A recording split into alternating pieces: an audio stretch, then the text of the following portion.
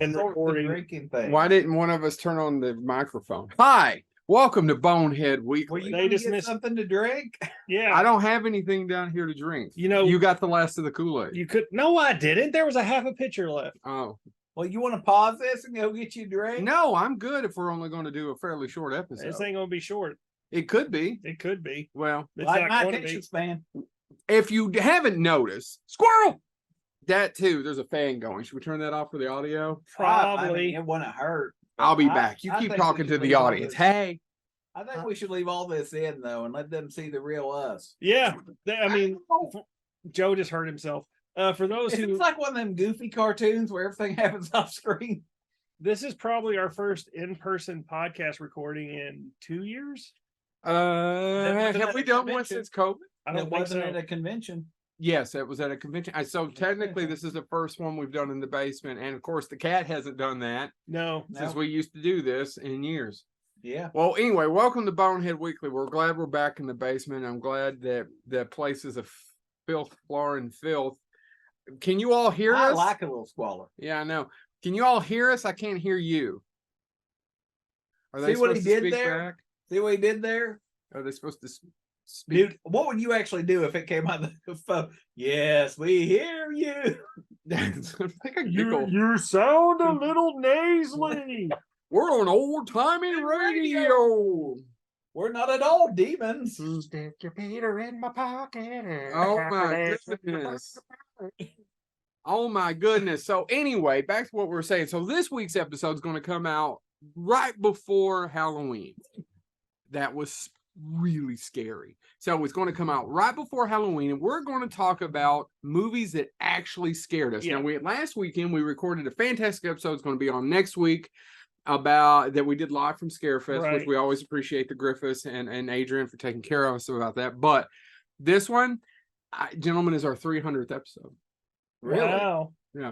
And they said that I'd get killed by the time we did 3. And here we are at 300. I don't who were they? Voices in my head. Okay. 300 episodes. I know I kind of sprung this on you. I didn't tell you all that I was going to ask you, but that's a lot. That's a whole lot. But I honestly think about it because when we first started this, we thought, oh, well, it'll be us talking. But Yeah. we've had some really good guests. Yeah, I know. We've never gotten any good views, but we had some good guests. People miss out. I mean, I think I don't Actually, think- do you know our YouTube is actually steadily growing? Well, It's the damnedest thing. Well, but I think and I've said it before. I think we almost, when we have a guest, it's almost like doing an oral history, right? So we get that. It is, but it's so weird that most of our guests are not our most popular episodes, except for Jeff Burr. But we find, rest in peace. Yeah. We find some of the coolest stories. I mean, one of my all-time favorites, and now, of course, that I've mentioned it, I'm going to blank on his name. I am so sorry. But, we found the guy that did the puppetry for the Andorian antennas in Enterprise. Now, you found that Yeah, guy. I know. You found that Actually, guy. Jeffrey Combs mentioned him online, and I said, dude, I never thought Jeffrey Combs would respond to some random guy going, can you give me his name? I'd like to track him down to interview him. And he goes, I don't have his business card anymore. But then people came through, and Jeffrey Combs confirmed, yes, it's this guy. And then I contacted his Yeah, I team. know. It's cool. And we've met a lot of neat people, and we've got to interview our heroes, which has been amazing. I mean, who do you think who do you think the biggest get we got was? I mean, I'm not ending it. We're not, before you all, and we're going on to our topic in a second. I just wanted to give a little pause to say, this is number 300. Yeah. It's hard to say what our biggest get was because you have Mick Garrett Strawn. Mick Mick Garris Strawn, is Mick probably Garris. Mick. If you wanted to guess in terms of or Nick Meyer. who, Nicholas Meyer was a pretty big get. yeah, You know Or, what, though? I mean, the guy from House on Haunted Hill, Yeah, Bill Bill Malone. Malone. But I still think it's either. Bill Malone was our first big director. Yeah, but Mick Garris had to have been our biggest. well, I don't know. We interviewed an Oscar-winning editor. That's true, guys. Paul Hirsch, the guy that Oh. edited Star Wars, Planes, Dude, Trains, and But Automobiles. Ferris Bueller that's the was on- problem. You're looking at that in terms of but like I said, Mick Strawn, Michael Moore, I agree. No, I don't Andre know that they were Ellington, Peter Peter Von Shawley, Pete Von Shawley, who we still need to get back on the show. I mean, we've Should I had take a bite of something? You, while you we're go ahead. I mean, and honestly, eat it. I've It's gotten good for the audience. Make the sure you're watching some stories. video. The stories we've gotten from the blue collar guys have made my day every single time. But and by the way, if you want to, in terms of, sorry, Mick, but if you want to ask me in terms of the biggest get we ever had, Lloyd Kaufman for me. Yeah, it's nothing against Mick Strawn is probably the one is our most influential guest. I want to say thank you, Mick. Now, without you, a lot of this stuff wouldn't happen, and a lot of the connections that we built upon would have never existed without Mick Strawn. Yeah, Mick Strawn. And the fact that actually he may be the biggest get in the sense of Mick Strawn is our friend. Yeah. I was gonna say Mick is in our life. Yeah. Until one of us gets a court order. Yeah. No, Mick has introduced us to so many people who we never thought we'd ever get to talk to. But I think the other side of it is we've been able to do, like Peter David we were talking about just earlier, right? And Peter David might not be a household name, but if you watch these Marvel movies, you're seeing the impact of Peter David. Absolutely. You're seeing, and not only that, Bart Mixon too. Yeah, Bart Mix. I mean, some of these people that we've been able to interview. And you follow Bart on social media, yeah, and all the cool stuff he did on Haunted Mansion. Yeah, he's been showing it all. We ought to have Bart back on. I was watching the RoboCop documentary, RoboDoc, and I highly recommend it. And the fact that William Sandell, and Bart Mixon are both all over that documentary. And I know Christy was sitting here the other night for one of the episodes and had to hear, "Oh my God, it's not like we know them, but we spend time with them." Yeah. Well, or had spent time with them. But I think what I love about our show is that it's our show. Well, no, actually, to be honest, sometimes the few times I went back, I've actually thought, man, they could do this show without me. Like, I don't know what I'm bringing to the table. Oh, but I don't think that's true all the time. Thanks, sir. But no, I do think about, like, you all mentioned just the stuff I've learned, like the pyrotechnics. Yeah. When we had Andre on the show, Andre Ellington, right? And he was talking about, another Mick get. Yeah, but the amount of certifications that you have to get, and the fact that you start out, you get to make sparks. Yeah, that requires a level 1 certification. To get, and so I find those stories fascinating because. Sorry, I got a text message. I want to make sure it's okay. Is it for me? No. Because are you sure? James is talking. Yeah. He brings a lot to the show. We shouldn't interrupt him. I don't know if that's true. That's a lie, So let me flip this around. Then you talk about dream gets. Maybe not an individual. What are some dream gets y'all would like to see in our next 300 episodes? Are we making 300? That's a lot. I don't know. My dream gets and the reality of who the great guests are kind of two different things. So a dream of mine would be Sam Raimi, John Carpenter, but I know that John is a curmudgeon in the best possible way. I don't even think it'd bother me, even if he was shitty to me. I don't think it'd bother me because I don't even want to talk to him about his movies, really. I know it all. Well, I shouldn't say I know it. Yeah, you only know what they've talked about. Yeah. But I mean, I'm not getting anything out there. I want to go about what could we have done? Where were we going? I want to ask him about what his version of Creature from Black Lagoon or My Star's the Destination. I want to talk to him about those. But I know the man loves. We've been told chocolate chip cookies in the NBA. Yeah, which I can only talk about one of those things. God, I love the NBA. Hope he's a Boston Celtics fan. So those are some of my. I mean, anyone really who would be fascinating to talk to. I would love to talk to Joe Dante, but Joe Dante has his own one. What are we going to talk to Joe that hasn't been talked to about 5,672 times, except for one time? I mean, I was lucky enough to get something out of Romero just because it accidentally came out. Mm-hmm. It's tough. What about you two? I tell you, there's two, and I'll be honest. These are give me anybody that worked on them. Yeah, I don't care if you were the assistant key grip or the assistant dog walker. If you worked on these shows, I've tried, and we've mentioned this before on shows. People that worked on the Muppet Show. It's been difficult, and the amount of people that said nobody wants to hear these stories. I'm like, what I want to say is me. I want to hear the story. I don't care. We don't do this show for anybody else, as you, the viewers, know. We don't. This is just us wanting to hear these stories and share it. Yes, we want to share it with people that might be interested. Well, we do it for them. Yes, we Because do. clearly we don't interview somebody every week. If we did No. only that, the show would only be about 50, 60 episodes long. Yeah. So we are doing it for somebody, but I don't know that I said about it going, but we damn sure don't do it for the ratings. Now we're the sponsors. I Unless mean, y'all want to be sponsored. There's only a couple of times when we went back and did sequels to things because it did really well. Yeah, or And it's before just that. because we have more to talk about. Right. Yeah, but and so I would love to get somebody that worked on the Muppets, but I have reached out and been in contact now with 8 different, and we're not talking like Henson family. We're not. I don't even try with them because I know what that would be. But We're close to Kirk Thatcher. You got that nailed down yet? I can't. I'll tell you when we're not coming. It's not Kurt. Kurt, if you happen to see this or somebody that knows Kurt sees this, please pass along to Kurt. We would love to have him on our show as we discussed. More on that later. But I mean, just the amount of what I keep hearing is we don't think anybody would be interested in those old stories, and I'm like, people love the Muppets. People still love that. We have never stopped loving the Muppets. And if you don't love the Muppets, don't watch that episode. But don't. I don't want people. This sounds terrible.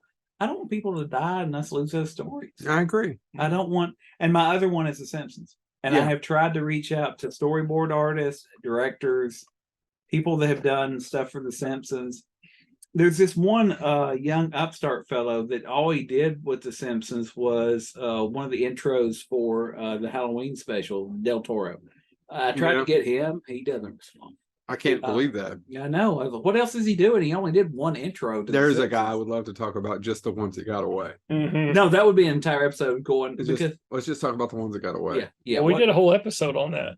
Yeah, I know. But I'd like to have him. I bet he knows more than we do.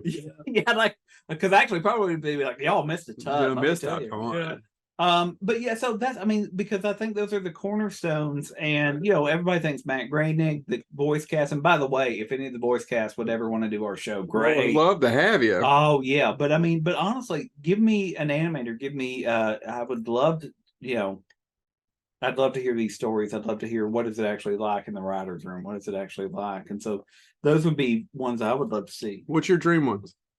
Man, that's the problem. I mean, if you tell me my dreamed ones, like on a Charles Band. What? Charles Band. I would. Well, yeah. Yeah. Now I'd love to have. I'd Charles love Band. to talk to Charles Band, but like Tim Burton, Mel Brooks, some of those would be good. But that's a large scale. My enjoyment has been talking to the blue collar guys. I get I love movies. I love specifically how they get made, and hearing the stories from Mick and Andre and Bart and Pete. I mean, those have been amazing for me. Yeah. So to get more of those guys whose names I can't spat out because I don't know who they are. Mm-hmm. Like I would love to get the production designer for Ed Wood or Roger Rabbit. Well, we do know who those are. We can look those up. Yeah, I know we can look them up, but if you told me off the top of my head, I couldn't say it, but I would love to talk to those guys. I agree. And see what they have to say about the actual making of the movie. Because you only get the actors and the directors. You only get their stories. And their stories are from people looking at it at a specific angle. Ones who like just basically kind of see the overview of making the movie. You don't see, like, for example, when we talked to Mick and I love it when you play with my name. the other guy. Oh my God. When you're high and drunk, it's so pleasing. I'm blanking on his name. Is it the cocaine? No. Anyway, you don't know the name either, apparently. I don't know what you're talking about. Where we had the duel with Mick and the other production designer. Ole, Fred, yeah, Olin, yeah. Oh yeah, the one that directed Fantastic Four. Yeah, Roger Corman's fan. No. The other What production guy who was Nick, the one who was at Scarefest last year with Nick. Okay, so I forgot Nick's last name. I forgot, guy. Sorry, Vincent? Nick. I forgot his name. Yeah, Nick Vincent. Yeah, Vincent. Yeah, where they were telling that story about being on the set of Dances with Wolves and them being surrounded by all those fake buffaloes, and Nick goes, "Nobody cares about this story." I'm like, I do. I love to hear that. Them telling me, I pictured myself in being surrounded by a bunch of fake bulls and walking around them and just being in awe. Well, the problem is that those guys get asked about Freddie. Right. And that's all anyone ever asks about. And if we've done nothing else, and I will go down, whatever you want to say, on whatever this is, on this hill. of, if I've done nothing else, and I know the three of us have done a really good job of when we've had guests of trying not to ask them about well-covered territory. Right. And I know in my outside gig of moderating, I try to do the intro questions not about those things. Now, this last weekend in Scarefest, when we have a Jaws panel and everybody's ready to go, I don't get a chance to do that, and they're going to do that. But if it's a little more intimate, every single time. What are you going to say, James? Well, I was going to say one other thing I do want to say, and these are some of my favorite episodes. And then we probably need to get into the topic. Yeah. We've been going on for a while. But these are some of my favorite episodes. And I know, speaking of, we talked about Mick, becoming friends with Mick. I do also want to give a shout out to the episodes we've done with authors. Laurel Hightower. Yeah, Laurel. Comes to mind. Laurel's phenomenal. And now her and Christy are really good friends. In fact, she took Laurel from me. Yeah. But I mean the when we did the episode with Brandon Applegate, yeah, and all the panel of authors for the collection that those are some, now those are popular. Well, and that's it, because these are I think that's the one, I think if our show does nothing else, and I'm not saying we boost ourselves, I don't know, maybe we hurt ourselves, I don't know, but I love having Brandon Applegate on the show to talk about when he put his short story collection together, and our thing, I think he announced that he was doing his collection of tropes, which we then did an episode on. And I think he posted recently about wanting to do podcast again, so we probably need to tap him again. Well, I'd love to tap that. But anyway, all that being said, I love the fact, and I think this is something we said very early on when we started doing this. We're not just a pot movie podcast. We're not just a pot. We're not a pot either. No, you can't put flowers in us. We grow. You could put flowers in me. And I'll visit you, and I'll put dead roses on my grave. Yeah. Anyway, but thank you, Rolling Stones. But anyway, no, but I think that's what I do love about our show, is it is a mix of everything, and I do enjoy the author episodes because I actually now it's literally twiddling his thumbs. I know, but you all have me actually thinking. We got to interview Kathy Charles about her film. I love talking to Kathy, and we actually were friendly for a half minute, and then she stopped talking to me. Very sad. You reckon it was something he said? But then probably yes, I've Steensland. Yeah, Mark Steensland. Mark Steensland. Oh God, that leads me to a whole other topic. Shit said after we're done recording. We could literally talk to an audience for an hour and a half, if not more, about stories that are told to us off the record. Yeah. Right? Yeah. Right. But because that Steensland's movie stuck with me. I still think about that movie quite a bit. And so I think that's the other thing is I love about our show, and it doesn't maybe help the audience, but I love what I've discovered. Because his movie stuck with me. And I follow him now on social media, and he's got other stuff coming out. And I think that's anyway, it's helped us discuss. It's helped me. I won't speak for you all because y'all don't read books and whatnot. But it's helped me discover a lot of things. Going, it doesn't have to be $1 billion budget, and I knew that before. No, it's a good picture. But it's an effective, beautifully haunting film that has something to say. And I don't know if it would have been brought to my attention if we had interviewed Kathy, who said, "Oh, let me tell you about." Yeah. And it leads to things. We meet people, and she was kind enough to have name dropped us a couple of times. Yeah. So I just want to say thank you for 300. Actually, you really should be thanking us for 300 episodes. I think that's how that goes. Well, I mean, and all the it's free mutual though, because if we didn't get any views, we might stop. I mean, not for a while. Don't think that you can just turn us off and be like, no, you. What's the line from Fatal Attraction? Dude, I'm sorry, Joe. I don't carry around my quotes from Fatal Attraction. Yeah. Why not? You're both living it. With this, we're going to get on to our topic. Thank you for the 300 episodes. Scariest movie of all time. Oh, that actually scared us. Let me finish with a pause. Bastard. Well, now we've got dead air. Why don't you talk? So why don't you just say that again, Joe, for the people in the back? We're talking about not the scariest movie of all time, but the movies that scared us. That actually, yes. Because sometimes the scariest movie of all time didn't scare the shit out of us. In fact, one of the ones I'm going to talk about is so lame, it's damn near laughable. I don't think that Wes Craven's film's that lame. Yeah, I know. First? Yeah, I guess. And that'll let me take about it. And I do have a question for you all, because I think this is true. We've known each other for over like me and Joe over 2 decades. I James, literally finished something earlier, and he goes, "You didn't even hear what I was going to say," and I said, "Blah blah blah" was the answer, and he goes, "Yes." and James, you've known me for almost 2 decades now. We're Yeah, I was getting gonna say, right at we that- actually should be at the. It is 2 decade mark. decades, bud. Is it? Yeah, Yeah. 'cause I worked at UK. 2003 when you went to Yeah. Moorhead. There you go. So we've known each other both of us for over, all three of us for over 2 decades.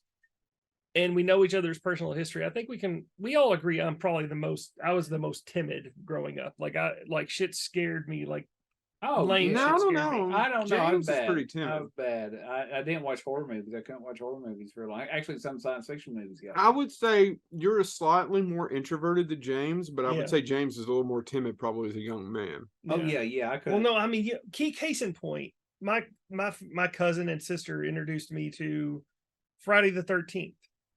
Those movies are damn near laughable now. There's not anything scary about Right. them. But I was literally scared to go outside of my house at night because we lived near the woods, and I would be scared to death that Jason was going to be out there in the woods. He probably was. I couldn't hear it. There probably was a guy named Jason somewhere near your house. Yeah, he's my cousin. Well, that's scarier than that guy in the That's hockey scary. man. A lot scarier. Is 'Cause that I know the one you were- that touched you? I know you were never camp counselor, and I definitely know if you weren't having sex with Yeah. anybody. No, you didn't have any. No, I never sex. went to camp. That would mean I would be isolated with a bunch of people and have to socialize. You kidding me? Fuck And that. no, I'm joking. No one touched you. Why were you left out? Look at me. It's my whole life. No, that's not true. You successfully at least made it Listen, twice. Yes, What- I'm married. What Joe's trying to tell you is, if he would have been, a touchy toucher, he would have touched you. Yeah. Old But creepy you would- Uncle Joe would have touched the He hell would out have of you. been. He would have been into you. Yeah, if I that's would what have he been did. into you. I mean, if that's what you wanted. I'm just here to provide you with But no, friends. I mean, but no, there are movies. There I are. mean, movies that I hear from people, oh, it scared me, and being as timid as I was, where everything fucking scared me, I didn't really get scared about movies, other than a select handful of movies that just I couldn't sleep or I couldn't finish because it scared the hell out of me. Yeah. And I'm going to go with the lamest one first because Joe made a reference to it, and I've talked about this numerous times. The movie Shocker scared the shit out of me. But there's a really good sequence and scene in Shocker. Yeah. And specifically the scene where But the movie doesn't work. the movie doesn't work. But as a kid, it did for me. But No. as an adult, I'm like, oh, why? And even then I go, It's a little uneven. Yeah. Even the beginning's like it's it's a little uneven. Yeah, But it's all that over the sequence place. is really cool. yeah. And the sequence I'm talking about is, Peter Berg, the main character, the hero of the film, he's trying to fight the serial killer who's in the television. And it's a dream sequence or something. And his dead girlfriend comes out of a pond.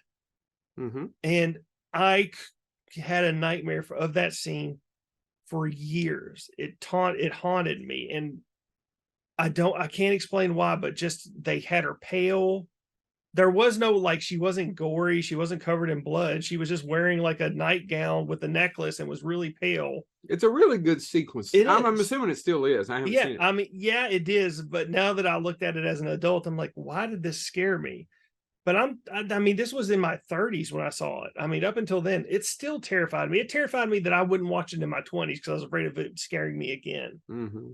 So yeah, it's just weird that Shocker, of all the Wes Craven films, and we're going to talk about the other Wes Craven film that scared the shit out of me growing up as a kid. But yeah, that one in particular, it just terrified me more than any movie that I can think of.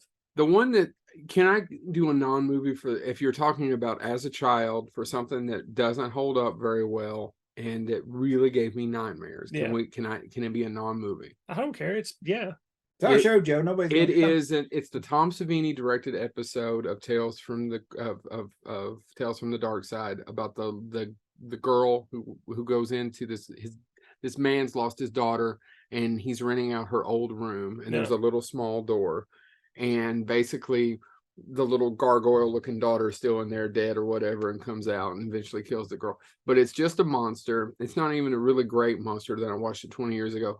But it gave me nightmares for months. And I didn't, until I was an adult, realize it was even directed by Tom Savini. Well, we've had the privilege of meeting. Well, can I interject on this one? I know it's, Mm-hmm. but the TV show Monsters, Yeah. which is a very low budget It was the low budget of Tales from the Yeah, Dark Side. it's extremely low budget. Everything takes place in one room, every episode, one room, and it features some kind of very cheaply looking monster. But there was one episode of this one where it's a salesman who goes to a farm.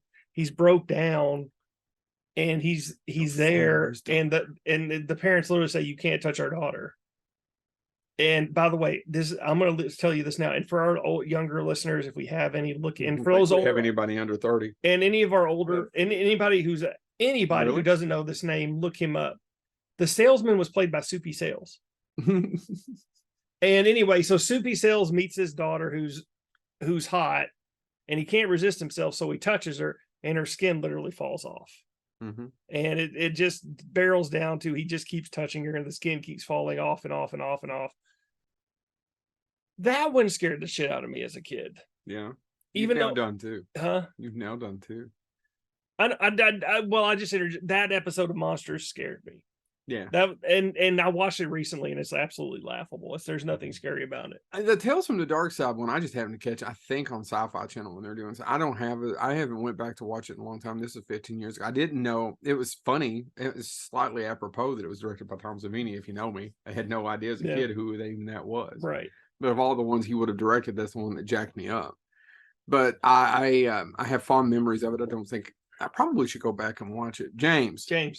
What scared you? I've started with childhood ones. So I'm going to start with the same one. And those are the ones that stuck with me. Yeah. Well, no, I'm going to start with the movie. I'll be honest, no movie really scared me as an adult. Because my parents knew I was paranoid, especially when I was very little, and I was very little when I saw this. It's like, oh, well, renting Disney-ish movies, right? And so, I mean, or stuff like The Ghost of Mr. Chicken, which I loved as a kid. Then actually, that's one of the few things that had anything mentioned of a ghost that didn't scare me. And so they rented me one. I mentioned this on the show before, but you mentioned going back and seeing it now and seeing it's laughable. That's why I'm not going back and watching it. I've now kind of treasure the fact that it jacked me up because I know it won't now. Oh, Mr. Boogedy. No, and it's not a Disney movie, but it was animated. So of course, in my dad's mind, that meant it was a Disney movie. The Last Unicorn. I mentioned it before, but The Last Unicorn. That jacked up a lot of kids. That never scared me. I watched it all the time. A lot of people have that memory. I think it's where I did grow up on a farm, and we had cattle at the time. And that scene where all the unicorns are trapped in the Red Bull, and the fire and all of that stuff. In my young mind, growing up where I grew up and being socialized with some people I was socialized, that was hell. Right? The fire, the bull, all of that stuff. I mean, the imagery. And then it really messed you up because you got turned on by that bird with all the boobs. I don't remember that. You really don't remember the bird with the boobs? I don't think it exists. I think what are you sure you watched the normal version of the last? Can we give a shout out to Miranda Wilson? I love those ones she's been it's basically she's been posting those memes or gifs of the porn versions of like Halloween or Horrorween or whatever. I downloaded the wrong one. I was like, no, you didn't. Yeah. But I can't believe you don't remember that she goes to like this circus type thing, and there's this old lady who kind of looks like a witch. And she tries to trap the unicorn to put her on her display, but her main attraction is this big bird with big boobs. I don't remember it well. I have not seen the film literally, probably since I was 6 or 7 years old. You are not pulling it up now. I am Googling it while James is talking. I was probably, or maybe I was even younger than that. The first time I saw it, I was probably 3 or 4. And then I saw it again. My parents rented it again for some reason when I was 6, and I probably haven't seen it since. But I don't want to see it. Like, people are like, oh, you should go back and watch it. It's really good. It's got a great cast. And all of that is true. But I kind of have been hesitant to revisit it because I'm like, I can't, it'll never be the same. And I kind of want it to be. See the boobs?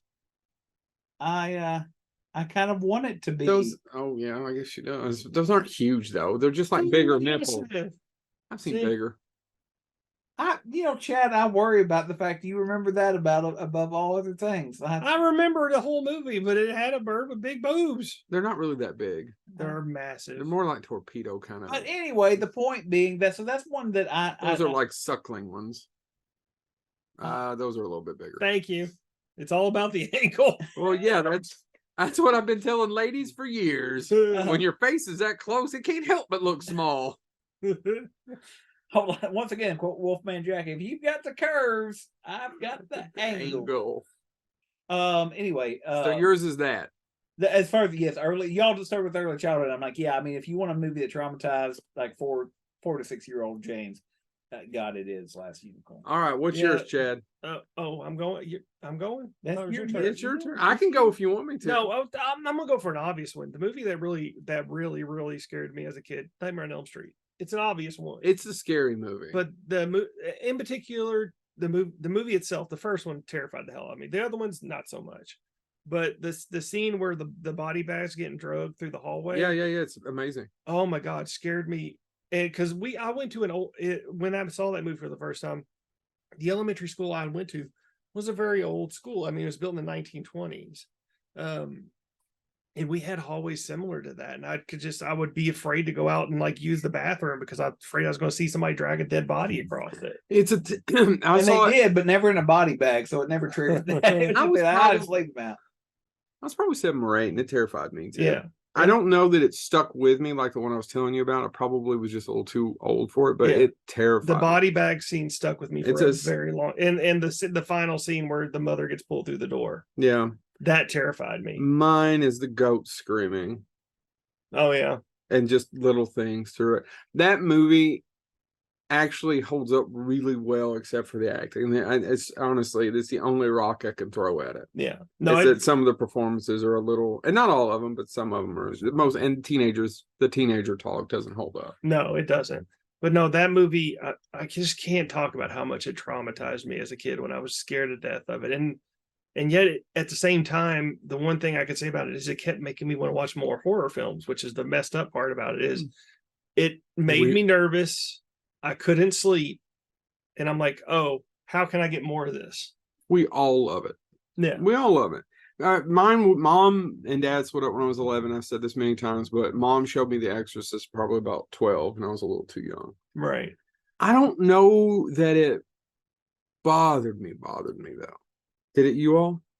The Exorcist?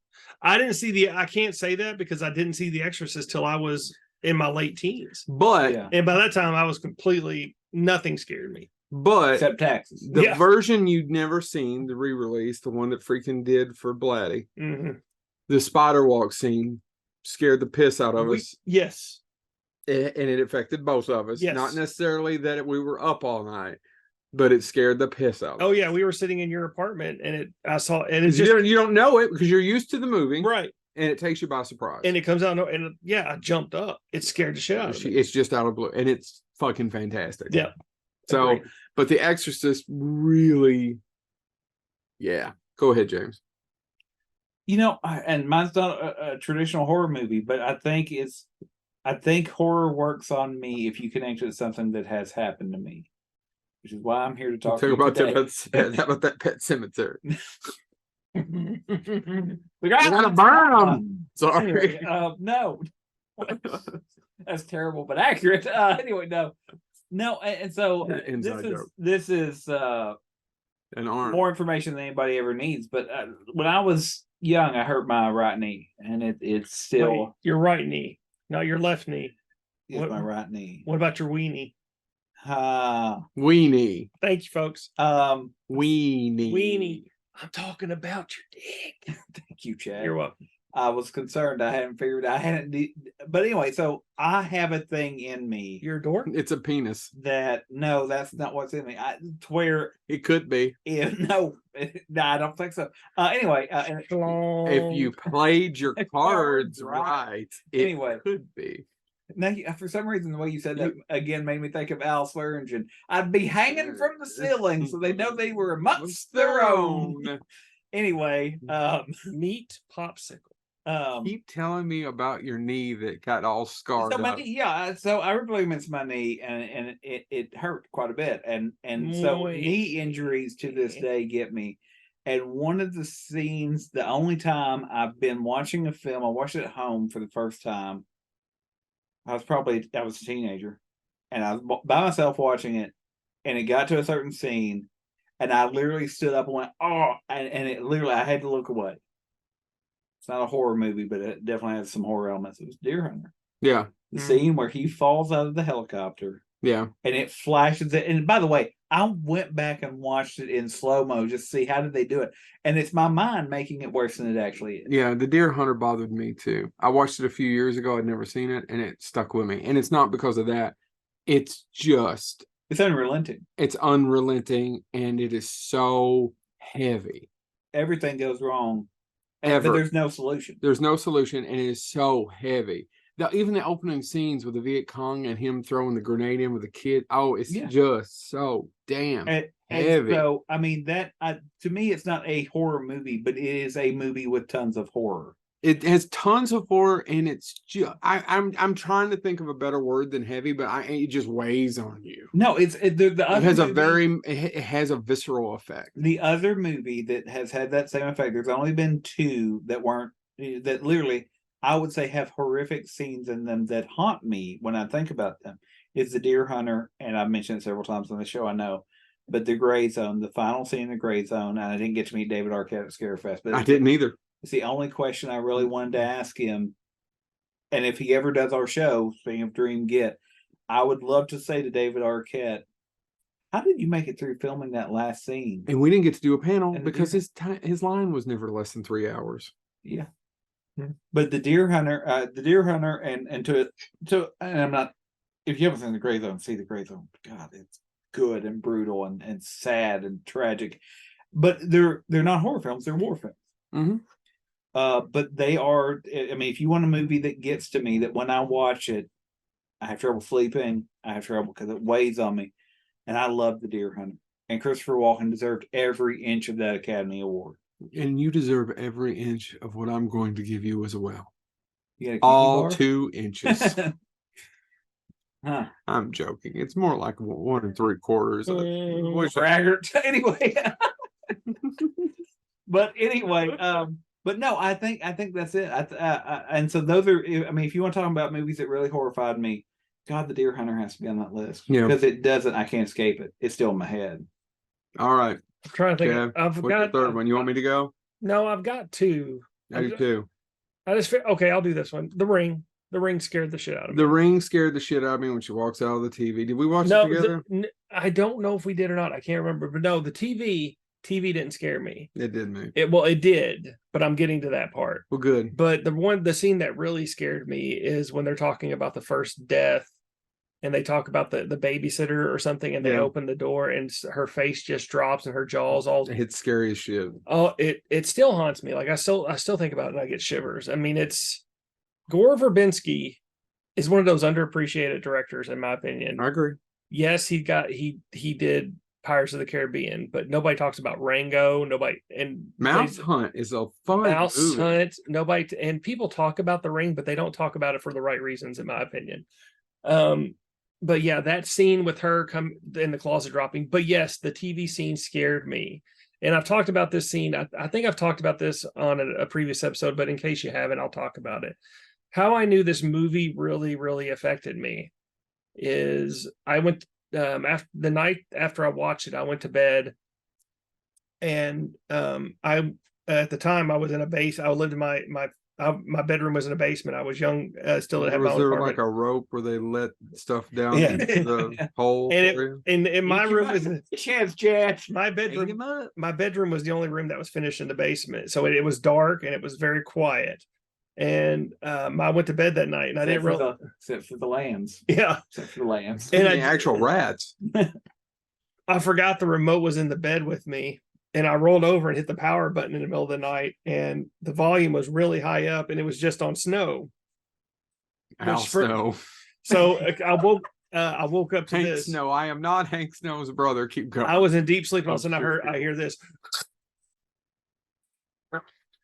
I jumped up out of bed, ran for the door, and I was so out of it that I didn't realize the door was closed, headbutted the door, and flew back and fell on my back. Real quick story. The only way you can imagine, only this would happen to Chad Jennings the first time, and we'll bring it back around, but I just want to do this story. I don't know if I'm sure we've told it on here. Who knows? I've never listened to all 300 episodes, and I put the show together. But the time James met Chad for the first time, I had an apartment at Morehead State University as a director of Alumni Tower. The middle room had a fold-out couch and whatnot, and Chad was there sound asleep when I was coming back from the office. And I said, James, watch this. And James, what happened? You opened the door and screamed, "Oh my God, Chad, the blood!" And Chad levitated about, in my mind. I know He it could did have come been, off the couch quick. but you came up off the couch, and in my mind, like it was almost from laying flat asleep, 3 foot up in the air, and then fell on the ground. And only he could have done it. And anybody else was like, "Oh, you asshole," and it was him. Now, if we're going to talk about things that affected us that bad, I won't say the one I was going to, because the last movie I saw in the theater that bothered me, we can do an honorable mention. Yeah, but mine's an but honorable the mention. Blair Witch is the one that gave me nightmares. Yeah, it scared me. But at the same time, when I watched, the reason I when you watch, no, it got you later. Yeah, the movie didn't scare me. It's Yeah. creepy. Yeah, it never scared me. It's creepy. It's a creepy movie. I truly. Well, that's believe because it's you creepy. were siding with Rustin Parr the entire time. Them kids should have went with him, but if they chose to, I think with me, I watched it after all the hype had gone through the time about how scary it was and all this other stuff, and I'd heard all this stuff, and then my friend finally took me, and I'm like, meh. But it gave you nightmares. It did. It came back later and scared the shit out of me, that was crazy about that film. Gave me nightmares. Gave my mother, who, oh shit, it's been 20 years. She probably was close to my age now. Yeah. And probably closer to 50. Gave her nightmares. Right. So that's all I'm going to say about Blair Witch. Everybody knows it. James. oh man, I'm trying to think. I'll be honest. I only have one more. I only have one more. Do you want us And to it go? didn't necessarily scare me. Yeah, well, my problem is. Oh, is you have a lot of. I have a lot of problems. But my problem with doing this topic is there's not always a lot of films because I'm just geeky enough to say, well, how did they do that? Like, how is that? I know. That's our problem. And I think, or one of our many. but I do think about the stuff that's not such films that get to me. And one of the things that comes to mind is, and it's another. Have he said one yet? No, he's just going back. It's another podcast, and they did the Amazon show briefly, but lore. And I know we're talking about films, but screw it. I'm talking, so I'm going to talk about what. No, okay. I keep hearing music. I have no idea where it's coming from. Can I speak to Sybil? You don't hear that? No. Okay, I do now. Yeah. The drum beat hit me. It's sometimes it's the stadium. You can hear it from the way it echoes. Keep going. But so Lore's a podcast. They did do an Amazon show. The first season's really good. She's also a singer. But Lore, is that Lore or Lord or Lord? Lord Well, have mercy. We can be royals. What? We can be rurals. we sure can. Why didn't Weird Al write that? He may have. And then when this bad idea Just moved on. We can Kinda be just funny. rurals. Anyway, Living in the holler. We still got one more movie to watch. Come on. Lore, if you've never seen it, I'm waiting on takes him. Actual, and there's 3 After books. I told all the stories. Lore takes actual history Yes. and does the analysis Yes. and all of that stuff. And Uh-huh. if you haven't seen the one where he talks about premature burials and he links it to Bram Stoker and Bram Stoker's inspiration for Dracula, it's fascinating. The one that got me, and I could care, well, I shouldn't say I could care less, but Chucky, Megan, I know you're doing the hand thing because I talk with my hands. What? But Chucky, Megan, all those never get to me. I was watching, because they did an episode of the show with it, but I'd also heard it on the podcast where he talks about Robert, the actual doll that was supposed to be possessed. They tried to burn it. It wouldn't burn, all this stuff. And at the end of the show, he goes, oh, it's on display. And this is true. You can go to Florida. They've got it on display. They've now put it on display. And they have signs up, do not take your picture with Robert without asking his permission first. And then they have letters where people have emailed or sent letters in saying, please apologize, Robert. I did. And ever since I did that, bad things have happened. I don't believe in a cursed doll. I don't believe in any of that stuff. That's because you ain't never suffered it. And you know why? Because you ain't never took your picture of Robert. Because you know what area I'm not going to go? I go to Florida quite a bit. I enjoy going to Florida. You ever go to that Mickey Mouse place? Fun time. I went and saw the Ecto one down there a while back. Yeah, Universal. I went and did the Universal Haunted Houses where they had the classic monster one. That was the best one, by the way. I liked Stranger Things. It was cool. But you know what I didn't decide to do? Oh, there's this allegedly cursed doll. Do I believe in curses? No. But am I going to tempt fate? What did we Yes. learn? What did we learn from our good friend Kevin Shelton? When do you not tempt fate? I don't remember. Raising ferrets, but Raising also, also Don't tempt fate while raising ferrets. I haven't heard that in 15 years. but At least. I also, forgot. Joe, also you should not tempt fate around, and that's why I find Oh my God. there's episodes of lore where, what's funny is if you listen to it, Aaron Mankey doesn't have a spooky voice. It's not Vincent Price. It's not anybody. But there's some episodes where he leaves off going, and you can go and do this if you so choose. And every time I'm like, to hell I will, Aaron. I'll listen to you tell me about it. I ain't going to your cursed earth. The ground is sour. And so, yeah, that would be, those are the stories that get to me. All right, let's wrap it up. Come on. Oh, so if you one Don't movie, fall asleep. No, you not got sleep. stuff all over you here. You don't ever clean up after. Don't- Forget it. You can't do the line. Not without the context. Knocks without the context. Hold on. Stampeding cattle? Through the Vatican? Kinky. Joe pinched my booty. I ain't got no cake. All Yeah, you plate do. and no cake. It's cake up there. No, I want to say the movie that disturbed me. It didn't scare me, but it disturbed me. Martyrs. Martyrs is a very disturbing Martyrs is- film. I've never. Good. I A haven't. very well moved. It- Done. I movie. have not seen Not a the movie- American remake. I've never seen it. Not the. No. It doesn't pack the same. It's a horror movie. Yeah, I have seen. Martyrs is a horror movie, but it's not a horror. I didn't movie. even know they horror film. remade it into an American. Yeah, film. they did. Okay. But no, the movie Martyrs, it genuinely disturbed me to no end, especially and when they finally get to the point of where they reveal what's going on and what they do to that woman further. Mm-hmm. I almost couldn't watch it just because it was unrelenting as to what they did to her. Yeah, kind of like there's a couple movies like that. Funny Games is another one. So Yeah. unrelenting. But I still don't think it's as bad as Martyrs. No, Martyrs No, is one of Martyrs the takes worst. it to a next level. Yeah. And then and like you said, the reason they're doing Funny Games is they're just going to do They're it. They gonna just do it. But the reason they do it, and then the end of the movie when they get what they want, all of it. I walked. I turned off the TV. I went up to my bedroom and I sit there looking at the ceiling, going, "Why?" Should you spread your brains all over the ceiling like Yeah. the one character does? And no movie has ever done that to me, where I just go up there and go, "Why?" Because I know it's all fake. I know it's just to get an audience reaction. But when I went, I just could not get over it. There's not a lot of fun to be had. Martyrs. No, it's not. There's not But it's- one. It's an experience. And I argue it's an important film that makes you ask I agree. questions. I agree. Yeah. I agree with you 100%. For me, the last movie that scared me in the theater, I've said this multiple times, was The Descent. I'm claustrophobic. Neil Did Marshall. you see that in the theater? I thought you saw that in I saw it in the theater, Okay. and I actually I had the because we visceral. watched that together. I guess I saw it in the theater. Yeah, I had a visceral reaction where I threw my hands up at the screen Wow. because I am really claustrophobic. Got better with it with age, but I'm claustrophobic. And that movie, it's Neil Marshall's best film. Dog Soldiers is a good movie too, but it's Neil Marshall's best film. No, disagree. What's better than that? You ever see Hellboy. It's almost I'd say, unwatchable. do you ever see that Doomsday? It's fun. I love Doomsday. No, but it's no. It's no it's no Descent or Descent. Dog Soldiers. Doomsday I have more fun with than The Descent, but The Descent's not meant to be as much fun as Doomsday. No, and it's so depressed. That's another depressing one. And with that, are we at the end? Are we good? No, he's got to go again. No, I was just going to say, I was saying about honorable mentions and things that actually. That was my honorable mention. I know, but what I was thinking was, well, I haven't done honorable mentions. You said earlier you didn't have anything. Well, you let him do his honorable mention. We got another movie. It to watch. won't take. It'd take the same amount of time whether I talked or not. True. I was thinking, you mentioned the last one that got to you in theaters. Yeah, it was The Descent. I can't remember. I mean, I mine- probably bumped. I don't know. When we saw Insidious, I jumped a lot. You Yeah. did too.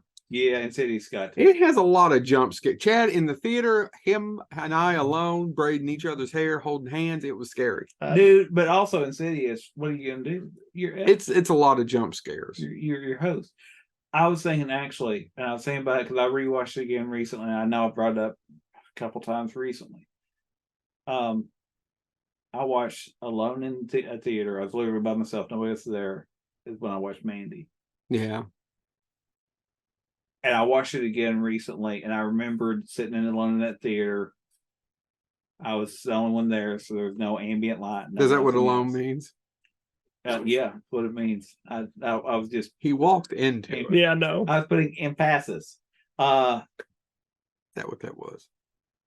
Are you going to That's- speak? That sleeping bag, man. I know it's a That- tough movie. That's a brutal film too. And by the way, and I've said this before multiple times, the fact that she didn't get nominated, and maybe not win, but nominated for an Academy, that first half of that film, and I'm blanking on the actress's name. She's fantastic. It's That- not Nick Cage's It's movie. not Nick Cage's movie. Nick Cage is the response. Yes, Nick Cage is the response. But to that Mandy. movie, that first It's called 40 Mandy. that first 45 minutes is her film. And when what happens to her, I honestly thought, what the hell do you do?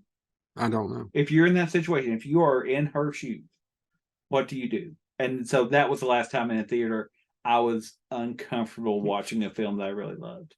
What? Buy an RV. You're welcome. And with that, this has been Bonehead Weekly. I don't like you. Happy Halloween. We love you guys. Happy 300th episode. We do it for what we just said earlier. We do it for us, but we also Actually, it's do it all for Damien. all for Damien. But we do appreciate Damien Leon so much that we've done this. Thank you so much for those Terrifier pictures. I don't know. And if you he like was us nice more guy. in person, please let us know in the comments or whatever. I know one person likes us doing the couch episode. Just Glenn. Glenn, and no, that's the one person. That's the only ones ever. We do bounce off of each other better when we're close together. Maybe Yeah. and if he still listens, and I'm sure he doesn't listen still. He gave up on us a while back. But when we talked about all the people we've interviewed, the other person who liked us on the couch was Ken Boggle. Yeah. So again, another one who he gave us our first interview, and it was a crazy one, and we loved it. We Yeah. loved every bit of it. You know, I think about Ken. You mentioned Exorcist earlier. I always think about him near Christmas because what's his favorite Christmas film? The Exorcist. Remember, he always says he watches Exorcist because it's a story about returning to faith. So there you go. All right. With that, thank you all so much. This has been 300. Bonehead out. Yay, we get to watch a movie now. It's Sparta. Is it still on? Can you see my nose? You were stopped recording? No.